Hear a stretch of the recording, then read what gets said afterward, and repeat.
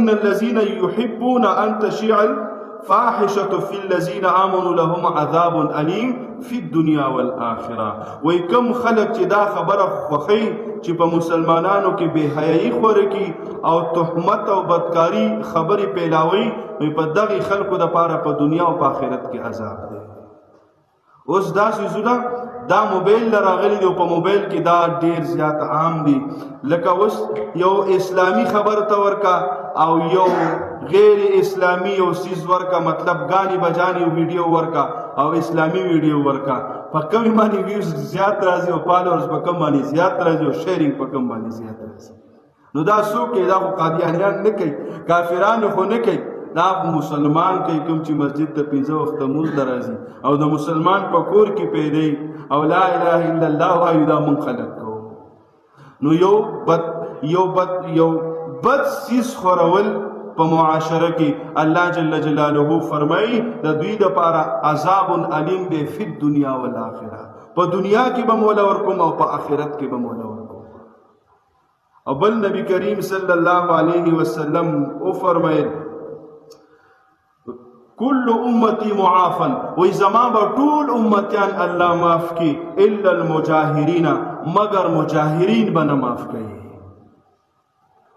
بیادم مجاہر تعریف کی، وی مجاہر اغا سیستوی چی د شپی عملو کی او ساری را پاسی او خلقو توی بیگامی داسی کری دی. بد عمل دا آغی بیا پا خلقو کی خبری خوری. نو نبی علیہ الصلوۃ والسلام فرمائی چې الله فرمائی چې د دې انسان مغفرت چې کم دی هغه بنشي کېدل. ولی چې یو ګناه نه وکړه نو د ګناه نه پس په خپل ګناه باندې ملامتیا پکار ده چې بای دا مانه میسټیک شوی، غلطی شوی، زه معافی غواړم. او بیا انسان را پاسی صبح سویرے اٹھ کر او بیا خلقو ته وی ما داسې کړی دي او هغه خلقو ته وی چې کم خلق په دې باندې خوشحالیږي ورته وی د ظالم بچي، د ظالم لوري چې دا چل کړی دی. نو هغه چې کله دا الفاظ واوري نو هغه خوشاله شي چې زما دا غلط کار خو ډیر تعریف کیږي، نو هغه نه الله پاک د توبې توفیق والی او چې توبه نو باسي نو دته به معافي څنګه کیږي. نو دیو جن زما عزتمندو د دې سیس ډیر زیات خیال ساتل چې زه کله وفات شم او د زما د وفات نه پس زما د فیسبوک او د ټیک ټاک په دغه آی ډی باندې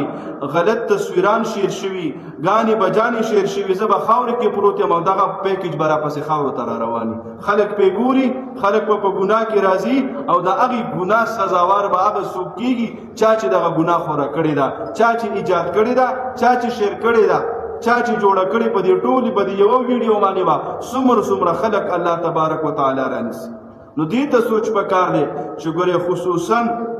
اول ګناه نه موږ تاسو ځان ساتو چې وشو چې هغه رانه خوره نه شي، او بل د ګناه سزاوار موږ تاسو ځان نه کړو. د بل د ګناه سزاوار دا دی چې ګانې بجانې یو ویلي دي او خورې ته یو غلط کار بل کړی دی او تشهیر یې ته کې، نو د هغه په ګناه کې ځان په خپله په ګناه کې راوست.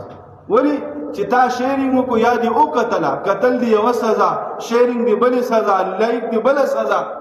او بیا چې هغه څوک جوړوي چې د هغه به څومره سزا چې کله انسان وفات شي او په قبر کې کېښودلی شي او ده ته وویلی شي چې ته خو به معاف شي، و چې د هغه څه کړي تا چې څه کړي هغې سره به څه کې،